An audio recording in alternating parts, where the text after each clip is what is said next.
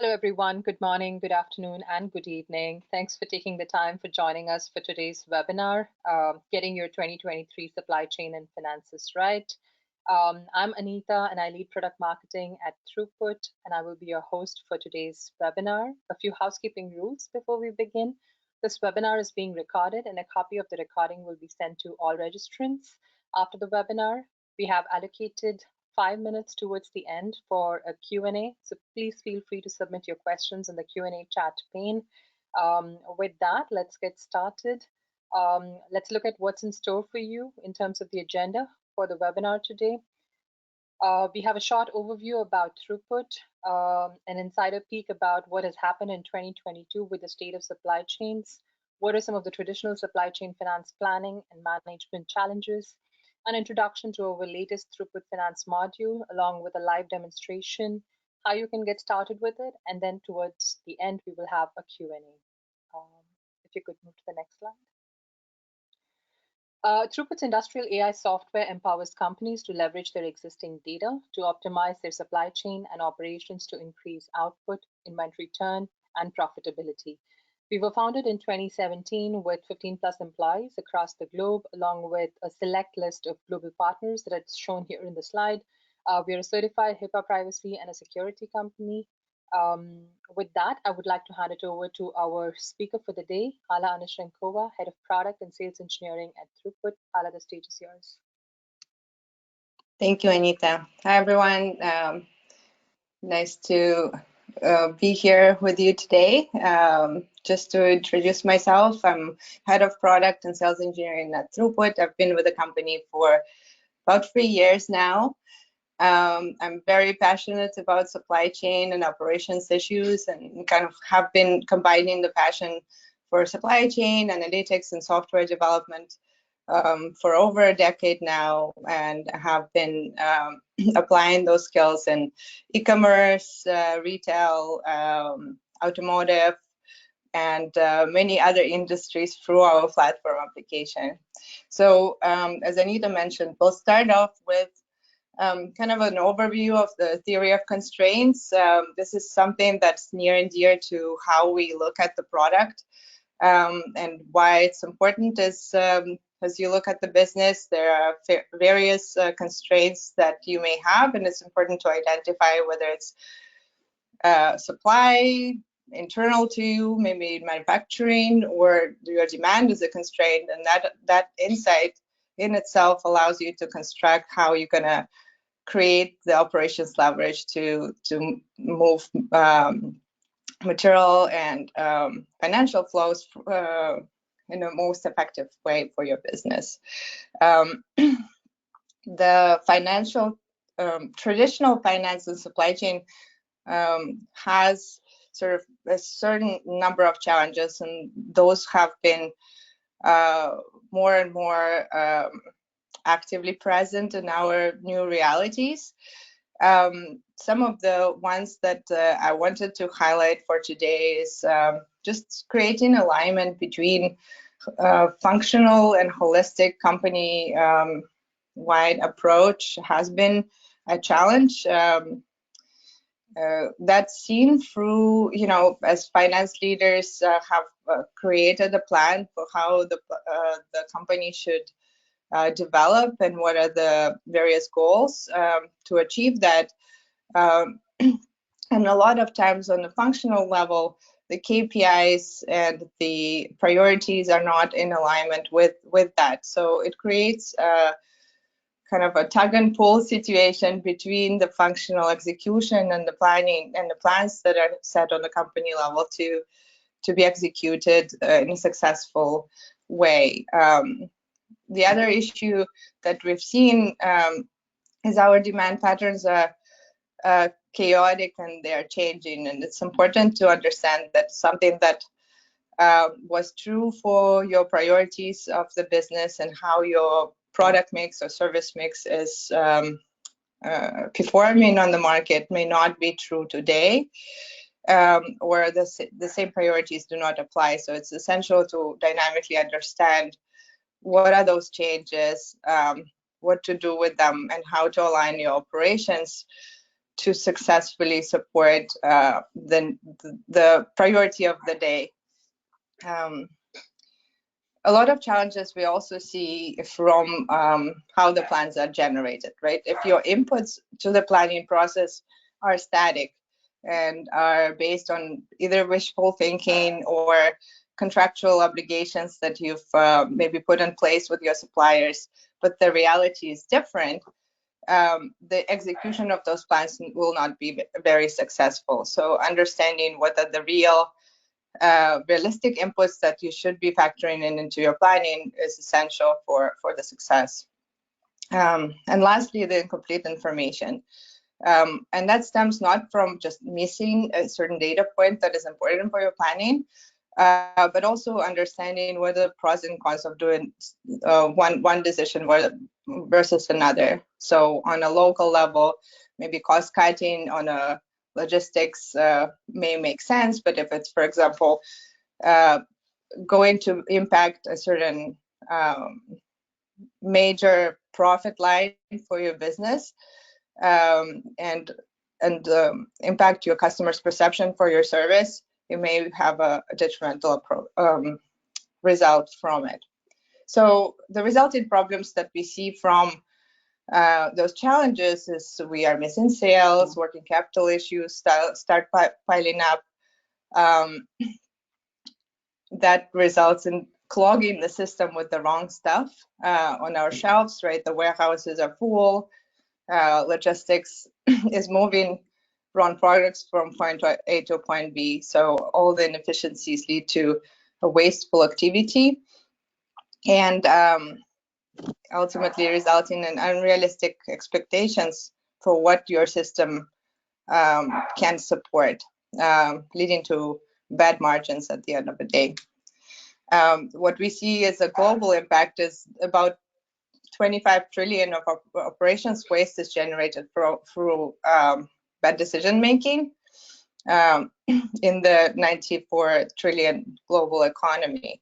And it can be summarized in a very simplistic way through results from over-under ordering or over-under producing, stocking, overstocking, and overspending results in those waste creation. So we have designed our solution to find where the waste is piling up and highlight it in the financial terms as well as operational impact, in order to then impact how your material flow is performing, improve your cash flow for the business, create that competitive supply chain leverage that will make your company stand out and ultimately create a sustainable business model.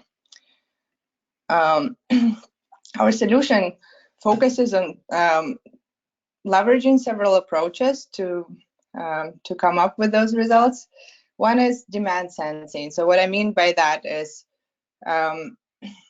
demand is changing, and it's important to understand if the full product portfolio is prioritized correctly for what needs to be supported from the operation side with the high service levels, and what portion of it may not need to have that type of support allocated to it.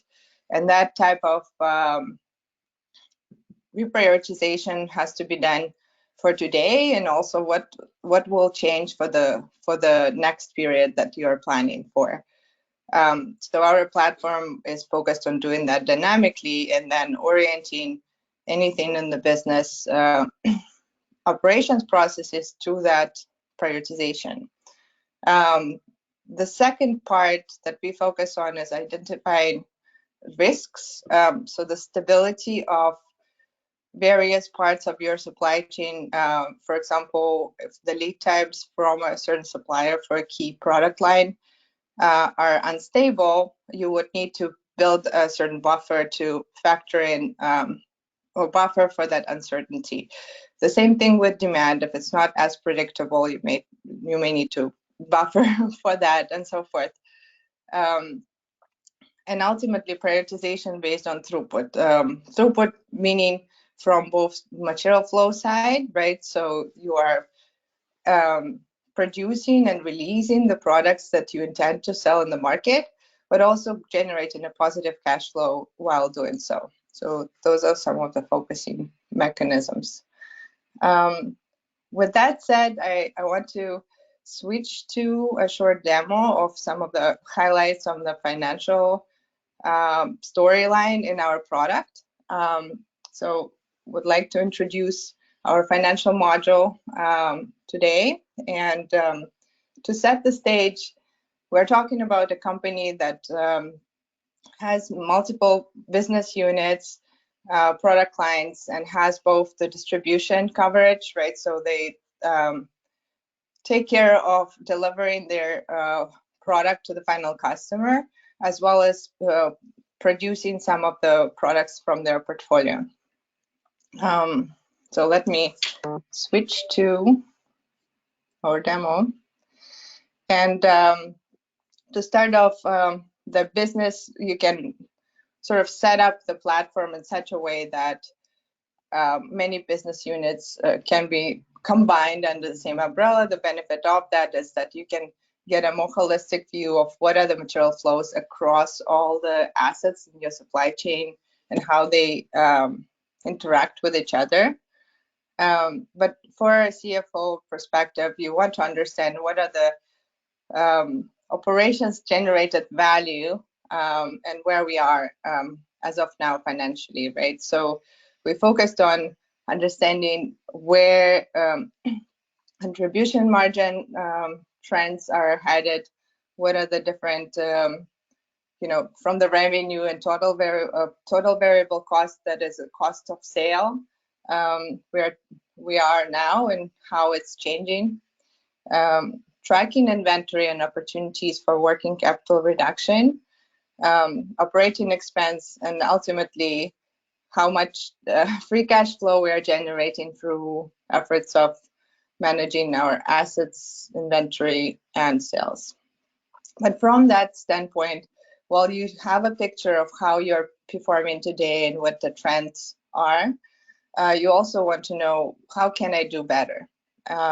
So this overview screen highlights the prioritization aspect of what can you do and in what order with your existing operation, sales and operation, to improve the net profit results for the bottom line results for your company.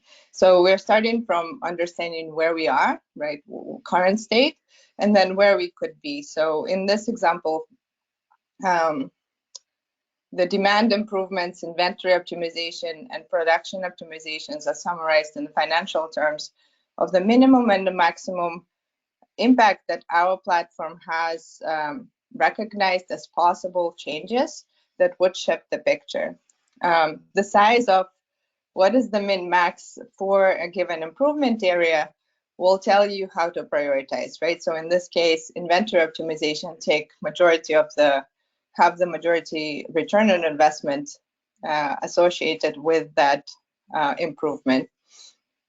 So this is on high level. Of course, we need to know what exactly we need to do and where is this opportunity coming from. So now that we know the centering point or starting point is inventory optimizations, let's look deeper under the hood of inventory performance to see where those working capital improvements can be realized from. So you're presented on a high level with all your inventory summarized in the financial terms as the investment that you're recommended to have in place in order to sustain your operation in a way that supports your demand priorities.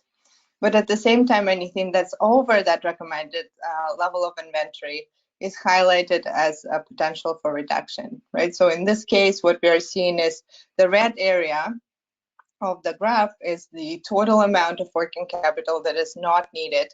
And the company in question have been sort of building up that inventory for half a year and then reducing it for the latter part of the year, which creates an opportunity. But on more tactical level, you can then review which are the products that are driving that excess investment, and how you even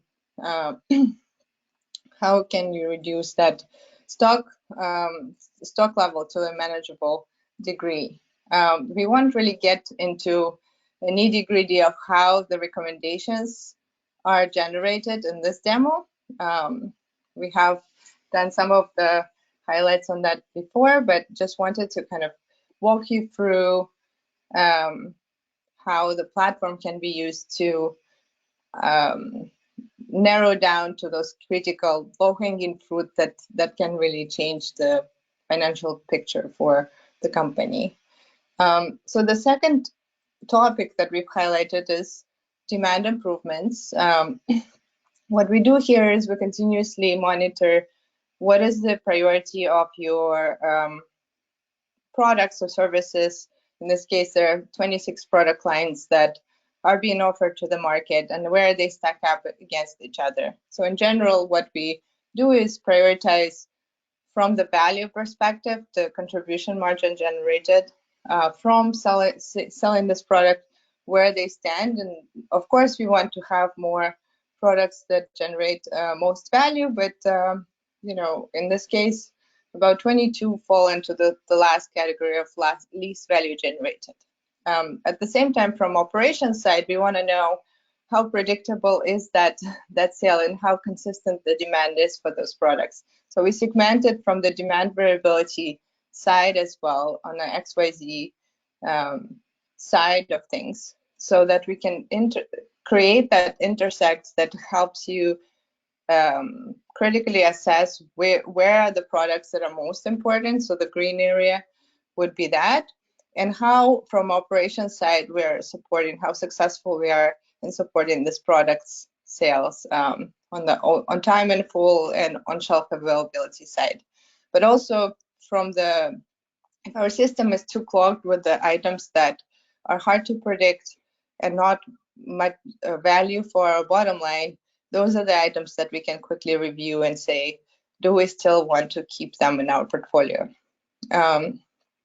From the more tactical approach, we can also see what is the impact of not having on time and full or full on shelf availability to our sales, and quickly identify items that would need more support, and what is the quantifiable impact from addressing those operational challenges, right? So for example, having this item at a higher or on-shelf availability will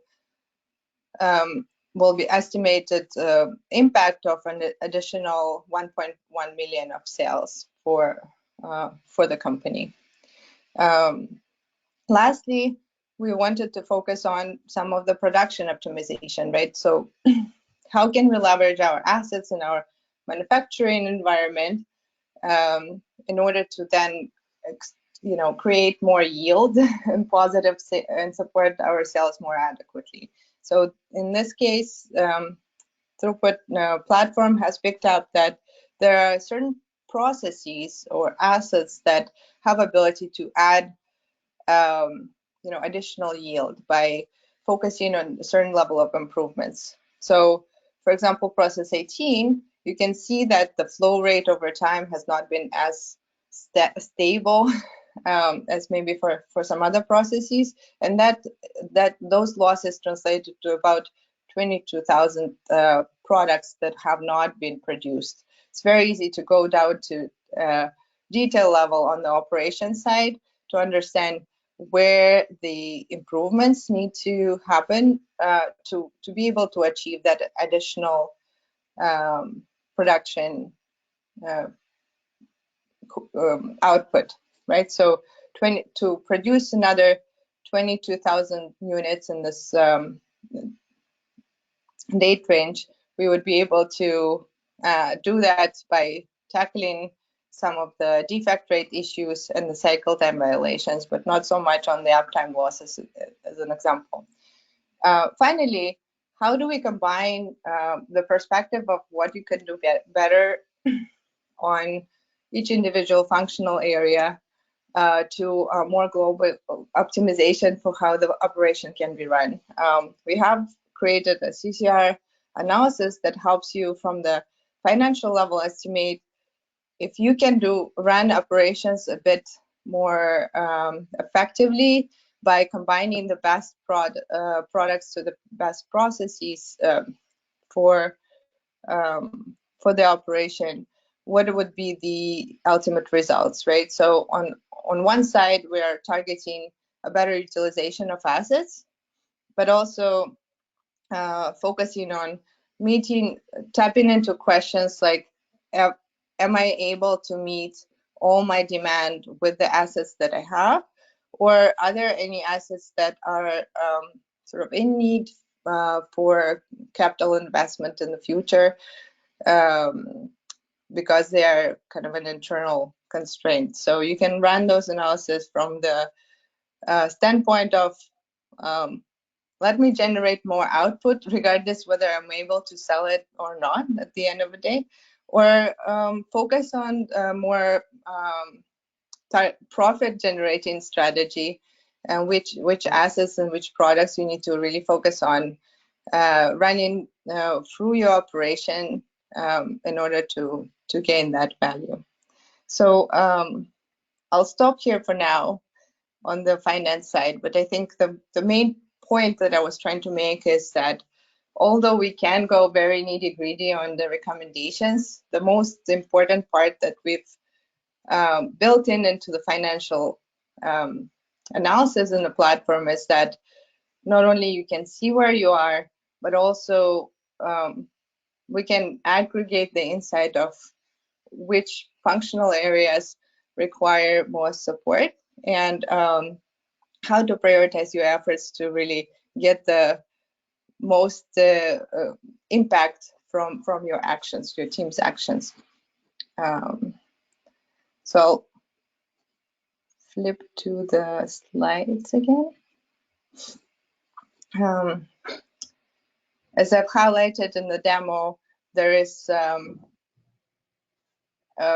of a slice of the platform that speaks to various users at different levels, right? So you can use the platform for the high level, where to focus decision, how to prioritize improvement actions in order to achieve a more holistic impact for your company, company-wide.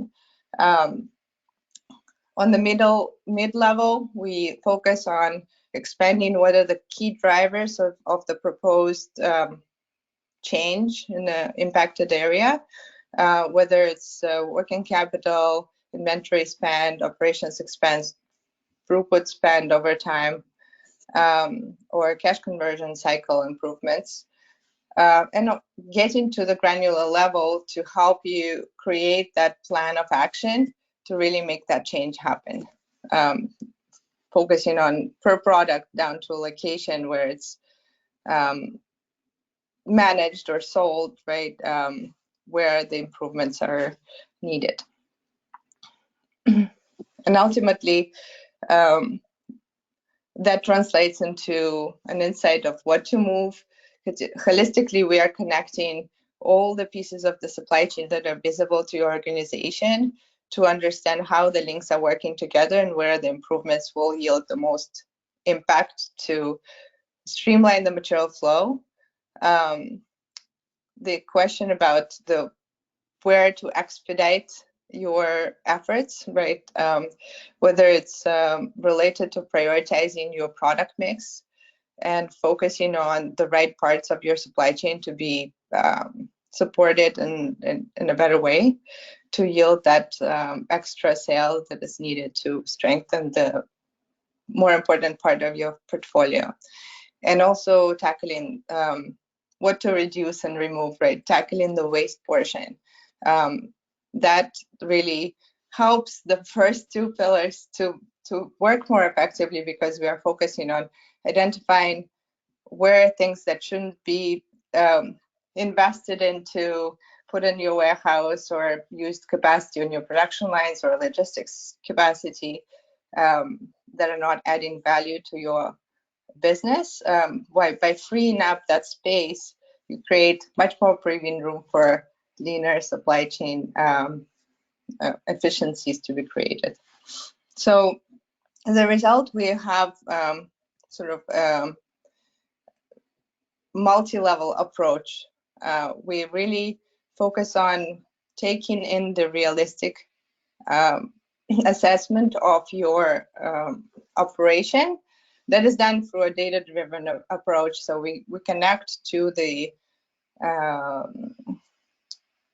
transactional data that's descriptive of how things are run operationally and financially through like connecting to your ERP or manufacturing execution system, and in deriving those insights, we really focus on aligning all the optimization to the cash flow focused approach, where we really want to focus on improving how fast you can generate a positive financial result. We have deployed various AI ML practices, especially focused on operational excellence, that can be tailored to an individual industry in a selective way, that allows us to really tackle many problems through application of our platform. And finally, we focus on better throughput generation.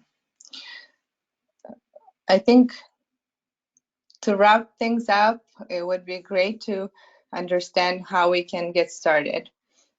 We have two models. One is sort of try in terms of the proof of concept.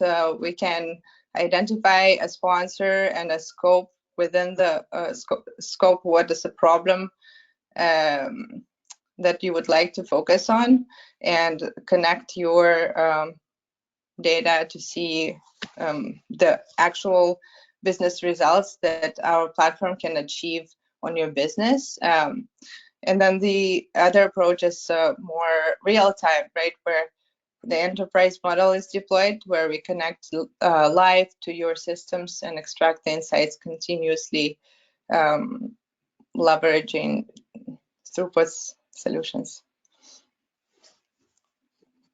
I want to revert back to Anita at this point and see if you want to add something that I haven't covered. No, I think that was a fantastic demo, and thank you for the informative session, Ala. I'm sure this was super helpful for everyone who attended it. Since we are at the fag end of the webinar, we would like to take a couple of questions. And the remaining questions that were not possible to be answered right now, we would try to respond them via emails, right? The first question, what we have is, what are some of the common integrations that you have with ERP systems and financial products or softwares? There are a few. So